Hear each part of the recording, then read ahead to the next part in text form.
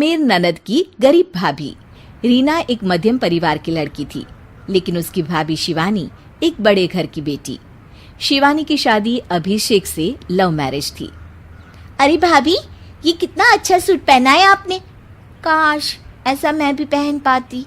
अरे क्यों नहीं रीना, वैसे भी तुम्हारा और मेरा नाम तो एक ही है, जब मन करे पहन लेना।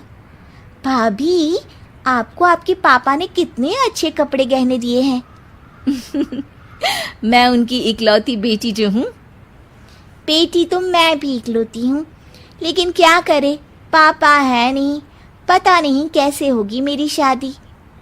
तभी वहाँ शिवानी की सास आ जाती है। अरे क्यों नहीं करेगा भाई तेरी शादी धूमधाम से, आखिर जिम्मेदारी है तो उसकी। और वो दिन भी आ जाता है जब रीना की शादी तय हो जाती है। अभिषेक, क्या हुआ? आप इतने परेशान तो कभी नहीं दिखे। कोई बात है तो बताइए मुझे। वैसे तो शादी का सारा इंतजाम हो गया है, लेकिन गहनों का रेट तो आसमान छू रहा है। कैसे क्या करूं, कुछ समझ में ही नहीं आ रहा। थोड़ी देर में शिवानी अपने पूरे गहने अभिषेक के सामने रख देती है। ये लीजिए, गहनों का इंतजाम भी हो गया।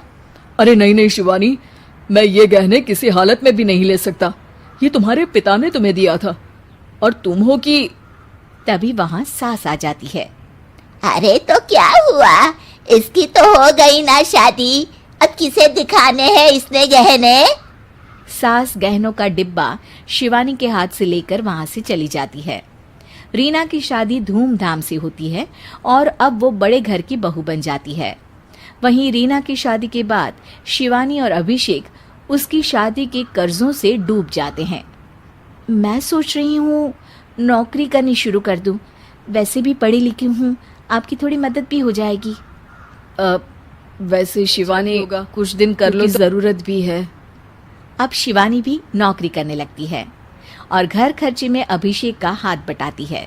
एक दिन शिवानी, रीना का फोन आया था, कह रही थी कि आने वाले त्योहार में उसके ससुराल जाना है। ठीक है माँ। अरे ठीक तो है, लेकिन एक काम कर लेना, उसके सास ससुर से लेकर पूरे खानदान के कपड़े मिठाइयाँ सब ले आना, और हो सके तो रीना के लिए छोटे से कान में पहनने के बूंदे भी। और क्या है ना, शादी में उसे सारी बड़ी बड़ी कान की ज्वेलरी दी थी, घर में पहनने के लिए तो उसके पास कुछ भी नहीं है। शिवानी सोच में पड़ जाती है कि वो क्या करे, क्योंकि कर्जों और घर के खर्चों के बाद तो पैसे बचते ही नहीं थे। शिवानी फिर अपने पिता को फोन करती है और उनसे पैसे मांगती है। देखो शिवानी, मैंने तुम्हें शादी के वक्त ही मना किया था कि ऐसे घर में शादी करनी। अभिषेक को शर्म आनी चाहिए जो ससुराल से पैसे मंगवा रहा है। शिवानी को पिता की बात पर गुस्सा आ जाता है। आप मेरे पिताजी हैं और मैं परेशान थी इसलिए आपसे मदद की उम्मीद की पापा। अभिषेक को तो पता भी नहीं है कि मैंने आपसे पैसे मांगे हैं। शिवानी सोचती है कि वो अभिषेक से बात करे, लेकिन फिर उसे लगता है कि वो टेंशन ले लेगा।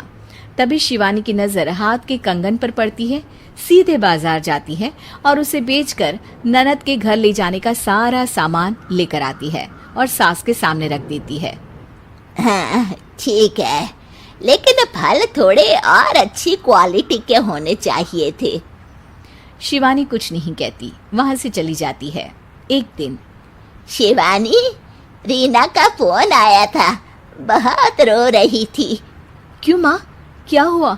सब ठीक तो है ना उसके ससुराल में? अरे तूने तो उसकी नाक ही कटवा दी। अब मैंने क्या कर दिया माँ? कह रही थी कि बड़े घर की बहू है भाभी, जो कपड़े दिए वो ब्रांडेड भी नहीं थे। उन लोगों का पहनावा कितना अच्छा है। तू तो मेरी बेटी का भला कभी सोचती नहीं। हाय भगवान, अरे बड़े घर की बहू है, इसी बात की जलन है ना तुझे?